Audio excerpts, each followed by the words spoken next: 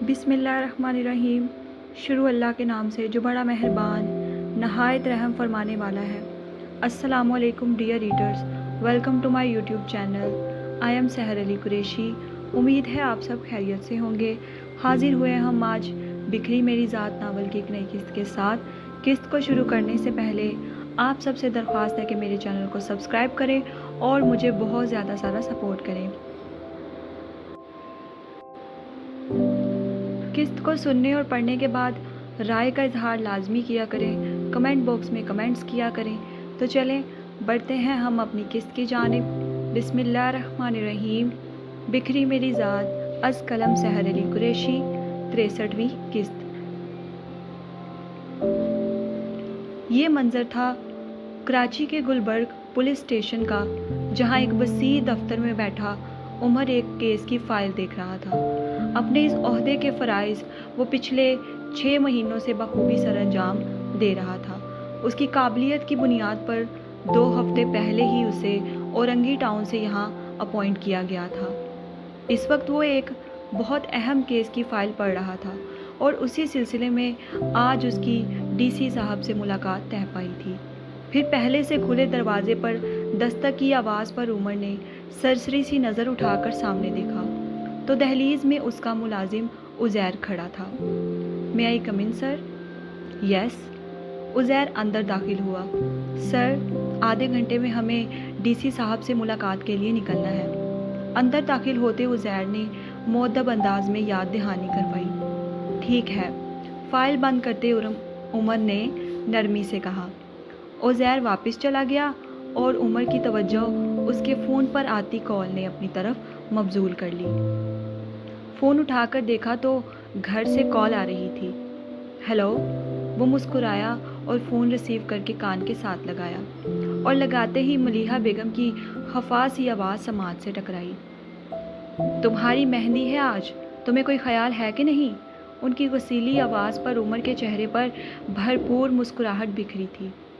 अम्मी, एक बहुत ही अहम मीटिंग है, उसके बाद मैं घर ही आ रहा हूँ। आप फ़िक्र मत करें, मेहंदी के फंक्शन से पहले दुल्हा पहुँच जाएगा। उमर ने शरारती अंदाज में जवाब दिया, जिस पर वो मज़ीद खफा हुई। असर से पहले मुझे तुम घर पर चाहिए उमर, सुना तुमने? उन्होंने हुक्मिया अंदाज में कहा। जी ठीक है अम्मी, जो आपका हुक्म। उमर ने भी जवाबन फर्मा बरदारी से हाँ में हाँ मिलाई। लोगों की शादियां हो तो वो महीना पहले ही काम से छुट्टियां ले लेते हैं, और एक तुम हो कि अपनी मेहंदी के दिन भी ड्यूटी पर पहुंचे हुए हो। एसीपी ना हो गया, कोई मुल्क का वजीर आज़म हो गया, जो उसके बगैर कोई काम नहीं होता। हा हा हा हा। अब उमर का कहका बुलंद हुआ था। अम्मी अम्मी, मेरी प्यारी अम्मी जान, इतना गुस्सा मत करें, बीपी हाई हो जाएगा आपका। उमर ने मज़ीद मिर्च मसाला लगाना ज़रूरी समझा। तुम एक बार घर आओ, फिर बताऊंगी मैं तुम्हें कि बीपी कैसे हाई होता है। और तो और, जब तुम्हारी दुल्हन के सामने कुट लगाऊंगी फिर पता चलेगा तुम्हें। और दुल्हन के नाम पर लम्हे के 1000वें हिस्से में एक मोमल सा सरापा उमर की आंखों के सामने लहराया था और शहद रंग आंखें मोहब्बत में डूब गई थी। अच्छा, अब आप मुझे मेरी दुल्हन के सामने पीटेंगी? उमर ने लब फैलाकर मासूम बच्चों के जैसे इस्तफसार किया। हाँ, ज़रूरत पड़ी तो ज़रूर, जवाब करख्त लहजे में आया था। जी ठीक है अम्मी, मैं जल्द आने की कोशिश करूँगा। ठीक है, खैर से पहुँचो। नरमी से कहते उन्होंने फ़ोन बंद कर दिया। मगर उमर बिना ध्यान दिए गुमसुम सा था। 2 साल का अरसा लगा था उन्हें इस मंजिल तक पहुँचने में, जिसमें उसकी बीवी ने उसका भरपूर साथ दिया था। उसने आज तक उमर से कोई फरमाइश नहीं की थी। कल वो उसकी दुल्हन बनने जा रही थी, उमर की दुल्हन। ये ख्याल आते ही दिल में गुदगुदी सी हुई थी उसके। फ़ोन कब का बंद हो गया था और वो न जाने कितनी देर कुर्सी से टेक लगाए उस परी पैकर की यादों में खोया रहा। कुछ देर बाद वो उठा और डीसी साहब से मुलाकात के लिए निकल गया। शाम समय। अब तकरीबन मगरिब का वक्त होने वाला था जब उमर की गाड़ी डिफेंस हाउसिंग अथॉरिटी एरिया में दाखिल हुई। यहाँ गवर्नमेंट अफसरान के घर थे जो उन्हें हुकूमत की तरफ से फराहम किए गए थे। इसी तरह एक घर عمر مصطفیٰ کو بھی فراہم کیا گیا تھا۔ یہ 10 مرلہ پر مشتمل 2 منزلہ ایک خوبصورت اور شاندار گھر تھا۔ 4 مہینے پہلے ہی وہ یہاں شفٹ ہوئے تھے۔ آج وہ جو کچھ بھی تھا صرف جبریل کی بدولت۔ جبریل نے جو کچھ بھی اس کے لیے کیا تھا شاید وہ اس کے احسان کبھی نہیں اتار سکتا تھا۔ پھر عمر کی گاڑی گھر کے آگے جا کر رکی، جو پیلی روشنیوں میں جگمگا رہا تھا۔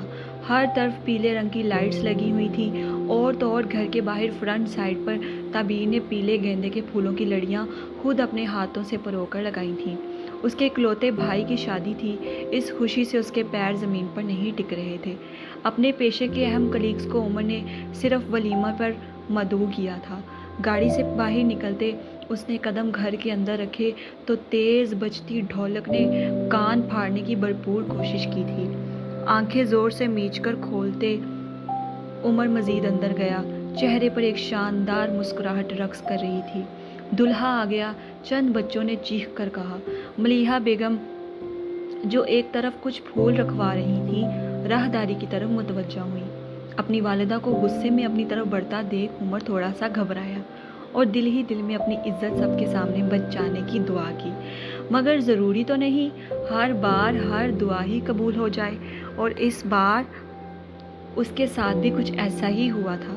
ملیحہ بیگم نے اس کے قریب پہنچتے ہی کان زور سے مڑوڑتے پکڑ لیا تھا۔ آؤچ! عمر نے مصنوعی درد دکھانے کی ایکٹنگ کی۔ سوری امی، معاف کر دیں۔ کان چھڑاتے وہ مسکین سا بنا تھا۔ ہا ہا ہا ہا! بچوں اور چند لڑکیوں کے کہکے بلند ہوئے۔ میں نے کیا کہا تھا تم سے؟ ملیحہ بیگم نے دانت پیس کر تیش سے پوچھا۔ آپ نے کہا تھا عصر سے پہلے گھر آنا ہے۔ اچھا، اور اب کیا وقت ہو رہا ہے؟ ایک اور سوال خوش غمگین نظروں سے پوچھا گیا۔ مغرب کا وقت ہوا چاہتا ہے، عمر نے بتی سی دکھاتے معصومانہ انداز میں جواب دیا۔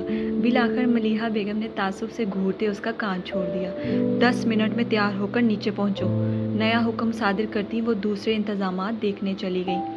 کیسا ہے میرا بچہ؟ صوفے سے اٹھ کر عمر کی پھپھو پاس آئیں اور آ کر اس کا ماتھا چٹاچٹ چومنے لگی۔ انہیں دیکھ کر عمر بھی نہیں مسکرایا۔ وہ کیا کہتے ہیں نا، جب حالات درست ہو جائیں تو سب پرانی رشتہ داریاں زندہ کر کے آپ سے ملنے چلے آتے ہیں، اور وہ لوگ بھی ملنے لگتے ہیں جنہوں نے کبھی نہ ملنے کی قسم کھا رکھی ہو۔ اور اس کی پھپھو کی مثال بھی کچھ ایسی ہی تھی۔ جہاں تک عمر کو یاد تھا اس کے بابا کے انتقال کے بعد اس کی پھپھو ایک بار بھی ان سے ملنے نہیں آئی تھی۔ ملیحہ بیگم نے تمام تر اختلافات اور خلیشوں کے باوجود خاندان بھر کو بیٹے کی شادی میں مدعو کیا تھا۔ میں تو اللہ کا لاکھ لاکھ شکر ادا کرتی ہوں کہ اللہ نے میرے بھتیجے کو اتنی چھوٹی سی عمر میں اتنا بڑا عہدہ دے دیا، اور تو اور اتنا پیارا اور خوبصورت گھر بھی دے دیا، اور پھولوں جیسی لڑکی بھی۔ خوشیانی ہوتی جھوٹی ہنستی وہ خوش ہونے کا دکھاوا سا کرنے لگی، جبکہ ان کی آنکھوں سے چھلکتی منافقت وہ بخوبی دیکھ سکتا تھا۔ سوری۔ چلو جاؤ، اب تم جلدی سے جا کر تیار ہو جاؤ، سارے مہمان تقریباً پہنچنے ہی والے ہیں۔ تمہاری ماں نے بھی خوشی میں پورے پاکستان کو ہی مدعو کر لیا ہے۔ سر جھٹک کر ہنستی وہ پھر بھی آخر میں بات کرنے سے نہ رہی تھی۔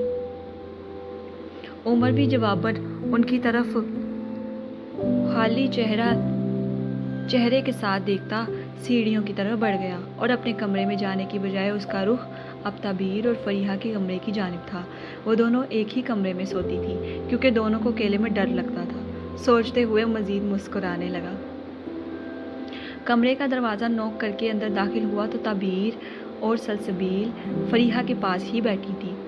سلسبیل فریحہ کے بال سنوار رہی تھی، جبکہ تعبیر ہاتھ میں ڈرائر لیے اس کے ہاتھوں پر لگی مہندی سکھا رہی تھی۔ عمر مسکراتا ہوا اندر داخل ہوا۔ آ گئے آپ؟ امی کافی غصے میں ہیں۔ عمر کو اندر داخل ہوتے دیکھ تعبیر نے مسکرا کر بتایا۔ جی ہاں، کان کھنچوا کر غصہ جھیل کر آیا ہوں، اس کے بال بگاڑتے عمر نے جواب دیا، جبکہ نظریں بس فریحہ کا طواف کر رہی تھیں۔ عمر کی بات پر تینوں ہلکی سی آواز میں ہنسنے لگی۔ تو صحیح ہے نا، ایسے ہی ہونا چاہیے تھا آپ کے ساتھ۔ سلسبیل نے بھی اپنا حصہ ڈالنا ضروری سمجھا۔ اس نے مزید کہا، کم سے کم ان دنوں کی تو چند چھٹیاں لے لیتے آپ۔ اپیا آپ تو جانتی ہیں نا میرے کام کی نوعیت کو، بس پھر اسی لیے۔ نرمی سے اسے جواب دیتا وہ واپس فریحہ کو دیکھنے لگا۔ میرون رنگ کے کاٹن کے سوٹ میں ملبوس آستینوں کوہنیوں تک رول کر رکھی تھی اور دونوں بازوں میں بھر بھر کے مہندی لگا رکھی تھی۔ نظریں جھکائے بیٹھی وہ اس وقت اس کی نظروں کی تپش سے سرخ پہ سرخ ہو رہی تھی، جس پر عمر دل ہی دل میں مسکرا رہا تھا۔ سلسبیل نے بھی بھائی کی نظریں فریحہ پر ٹکی محسوس کی تو نیم مسکراتے وہ اٹھی۔ تعبیر، ذرا میرے ساتھ آؤ، تیار ہونے میں میری کچھ مدد کروا دو، سلسبیل نے تعبیر سے کہا تو وہ جی اپیا کہتے اٹھ گئی۔ سلسبیل تعبیر سے کہتی اسے اپنے ساتھ لے جانے لگی۔ اپیا، بھائی نہیں آئے ابھی؟ عمر نے جاتے سلسبیل سے پوچھا تو وہ رک کر بولی، وہ بھی آپ کے ہی بھائی ہیں جن کی مصروفیات کبھی ختم نہیں ہوتی، خفگی سے کہتی وہ تعبیر کو لیے دروازہ بند کر کے باہر چلی گئی، جبکہ اس کے جواب پر عمر محض مسکرا کے رہ گیا۔ قدم قدم چلتا قریب آیا اور اس کے بالکل سامنے رکھی کرسی پر بیٹھ گیا، جبکہ فریحہ ہنوز سر جھکائے دوپٹے سے بے نیاز بیٹھی تھی۔ ہاتھوں میں لگی خشک ہو چکی مہندی سے گہرا چڑھا رنگ ہلکا ہلکا نظر آ رہا تھا۔ اس کے بال کھلے ہلکے کرل کیے کمر پر لہرا رہے تھے اور وہ پہلے سے کافی لمبے ہو گئے تھے۔ ایسا عمر کو لگا، آج کچھ زیادہ نہیں شرما رہی تم؟ اس کے قریب بیٹھتے عمر نے شرارتی انداز میں پوچھا اور اس کے مہندی سے بھرے ہاتھوں کو اپنے ہاتھوں میں لیا۔ فریحہ مزید مسکرائی اور نظریں اس کی طرف اٹھا گئی۔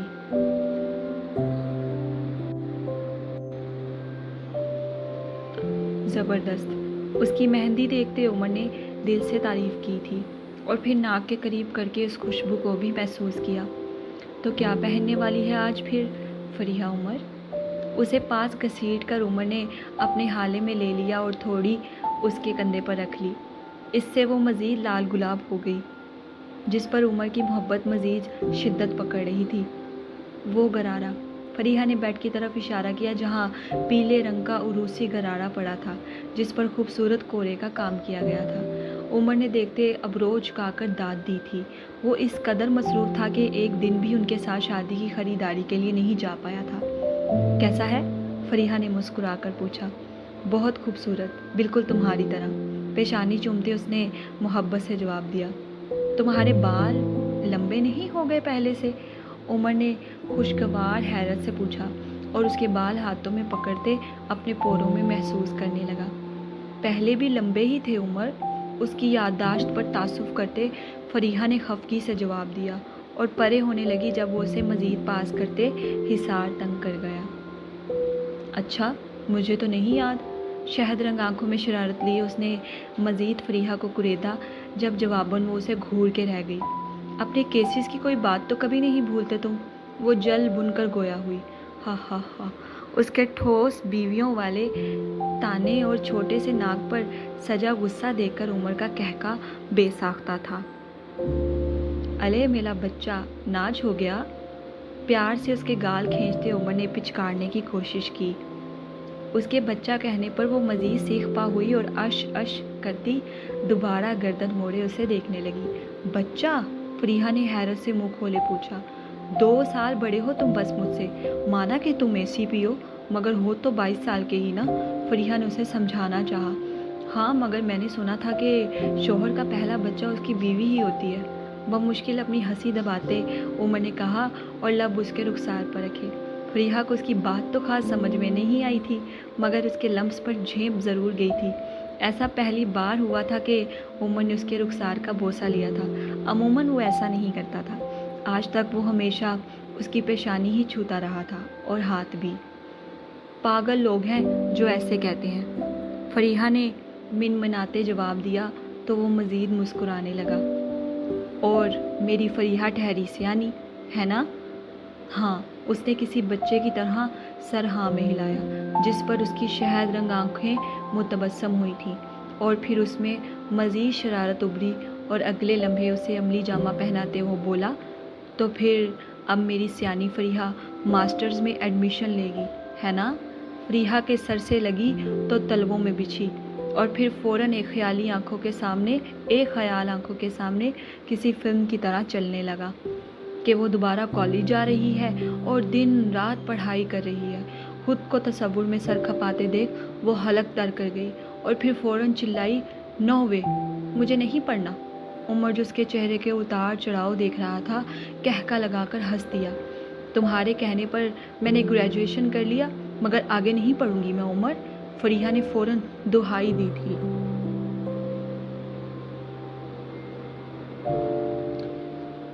تم مجھے آپ کہنا شروع کر دو تو میں آگے پڑھنے پر مجبور نہیں کروں گا، ورنہ تم ولیمے سے اگلے دن ہی کالج میں ہوگی، مصنوعی سنجیدگی سے کہتے اس نے بات ختم کی تھی۔ فریحہ رخ موڑتی اس کے سامنے ہوئی، عمر کا حصار ہنوز اس کے گرد تھا۔ فریحہ رخ موڑتی اس کے سامنے ہوئی، عمر کا حصار ہنوز اس کے گرد تھا۔ نہ ہی میں کالج جاؤں گی اور نہ ہی تمہیں آپ کہوں گی، سمجھ گئے تم؟ نتنے پھلا کر کہتی وہ انگلی اٹھا کر اسے وارن کر گئی۔ دیکھیں گے، شرارتی انداز میں کہتا وہ اس پر جھکا ہی تھا کہ جھنجھلا اٹھی وہ۔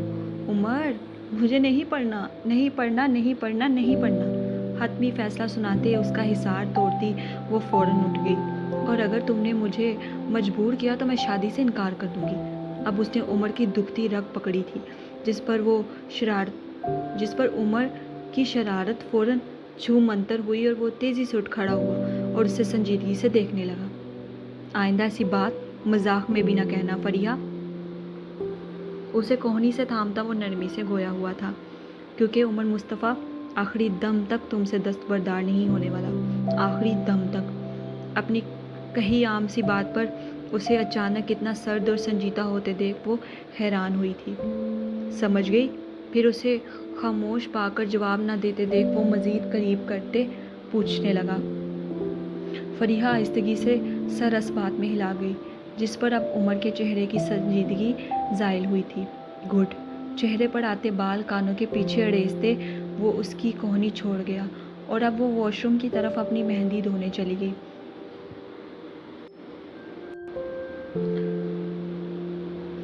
عمر ایک گہری سانس لیتا کمرے سے باہر خود بھی تیار ہونے چلا گیا۔ 2 گھنٹوں بعد ہی پورے زور و شور سے مہندی کی رسم ادا کی گئی تھی۔ فریحہ سرخ عروسی دوپٹے کی چھاؤں میں سلسبیل اور تعبیر کے ہمراہ اسٹیج پر آئی تھی۔ سب نے انہیں مہندی لگائی، تھوڑا بہت ہلا گلا کیا اور سب مہمان اب کھانے میں مصروف تھے۔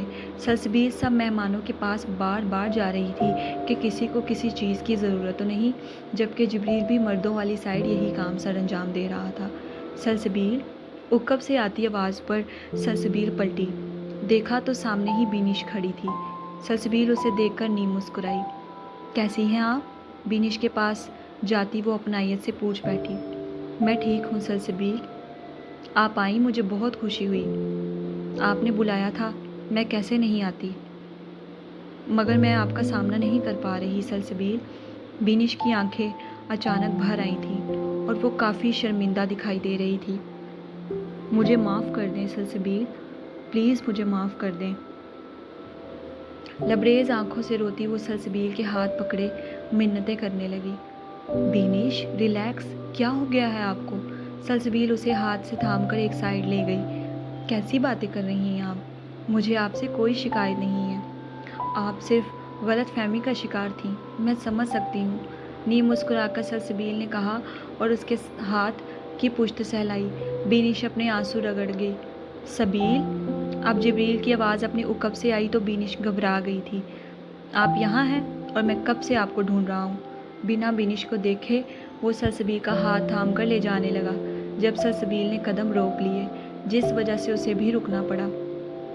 جبریل، سلسبیل کی پکار پر جبریل نے سنجیدگی سے اس کی جانب دیکھا تھا، کیونکہ وہ سمجھ گیا تھا کہ وہ کیوں اسے روک گئی ہے۔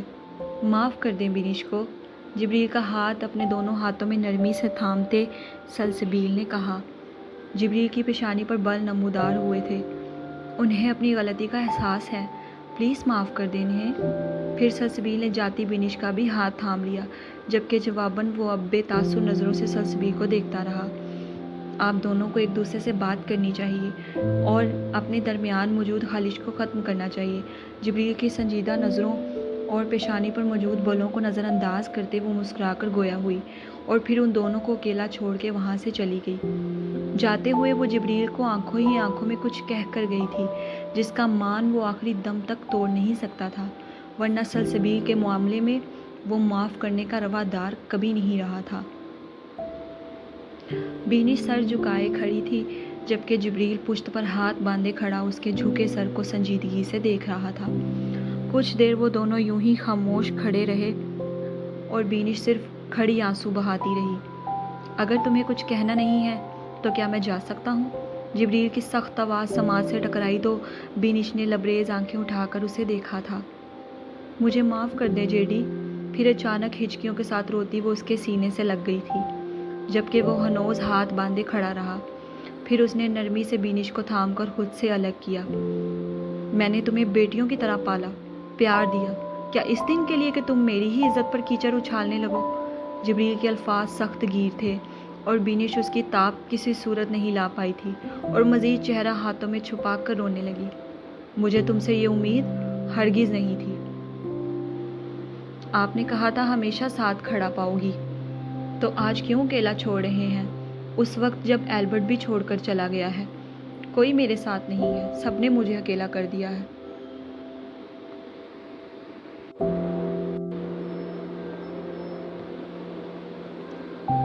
बच्चों के जैसे रोती वो इस्तफसार करने लगी, जहाँ सलसबील है वहाँ कोई नहीं, और उसकी इज्जत पर दाग लगाने वालों के साथ खड़ा होने का जिब्रील दाऊद रवादार नहीं है, क्योंकि इतना बेगैरत अभी मैं नहीं हुआ।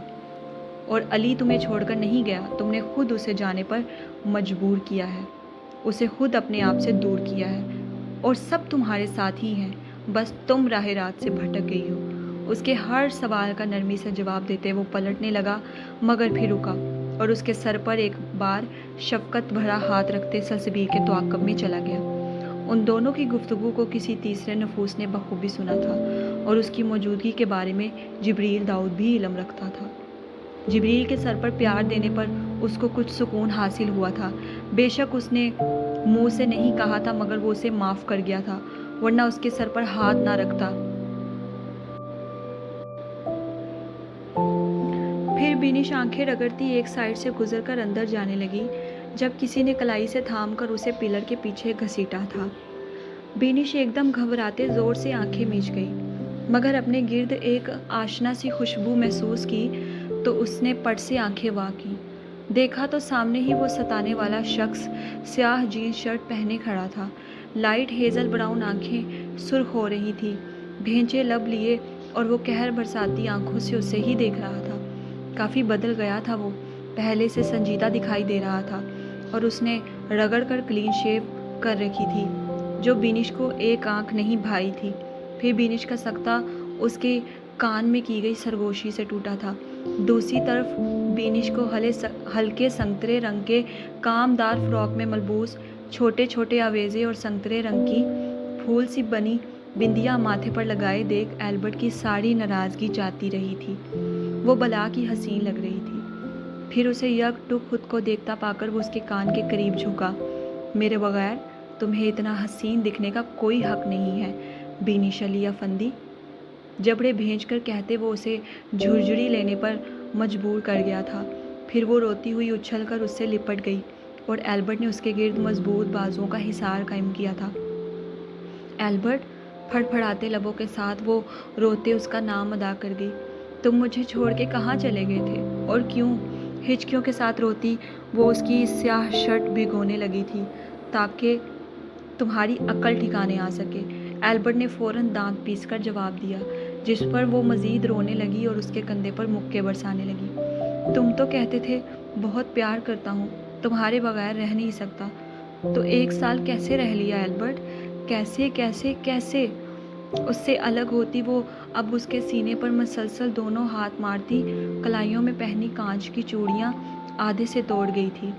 एल्बर्ट ने तासुफ से उसकी हरकत देखी, जो ज़र्रा बराबर भी नहीं बदली थी। फिर उसकी दोनों कलाइयाँ वो अपनी गिरफ्त में ले गया। तुम्हें माफ़ी उसी सूरत में मिल सकती थी जब तुम्हें जेडी माफ़ कर देता। अब वो माफ़ कर चुका है तो मैंने भी तुम्हें माफ़ किया। सख्ती से कहते वो उसकी कलाइयाँ छोड़ गया और अब पलटा था। उसके इस तरह पलटने पर वो तड़प ही उठी थी। यूं लगा जैसे वो दोबारा उसे छोड़ के जा रहा है। फिर तेज़ी से भागकर उसके सामने आई। कहाँ जा रहे हो? बीनिश ने भीगी आंखें लेकर पूछा। तुम्हारे लिए थोड़ी आया हूँ। उमर ने बड़ी चाहत से कॉल की थी, मैं मना नहीं कर सका। روکھے لہجے میں کہتا وہ سائڈ سے گزر کر جانے لگا تھا جب بینش جھٹکے سے اس کا گریبان پکڑ گئی۔ ایلبرٹ نے ابرو اچکا کر اسے داد دی تھی جس کا کاجل بری طرح پھیل گیا تھا اور وہ کوئی بھٹکی ہوئی چڑیل ہی معلوم ہو رہی تھی۔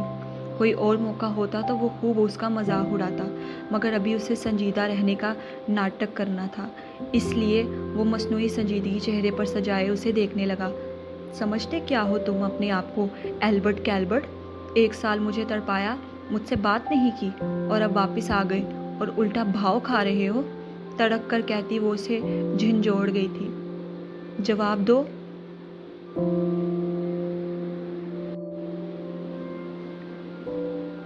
جواب دو، اب دبی آواز میں چیخی تھی، جبکہ ایلبرٹ ہنوز خاموش اور پرسکون کھڑا اس کا ضبط آزما رہا تھا۔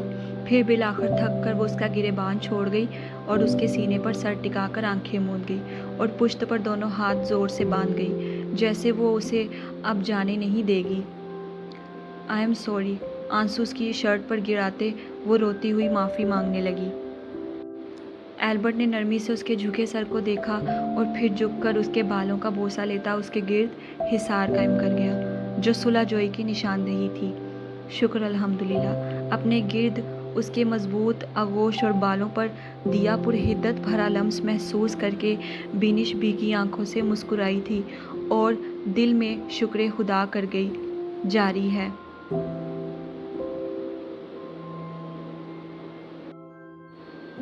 چلیں جی ڈیئر ریڈرز، قسط ہو چکی ہے مکمل۔ امید ہے آپ سب کو پسند آئے گی۔ پڑھ کے سن کے رائے کا اظہار لازمی کیجیے گا۔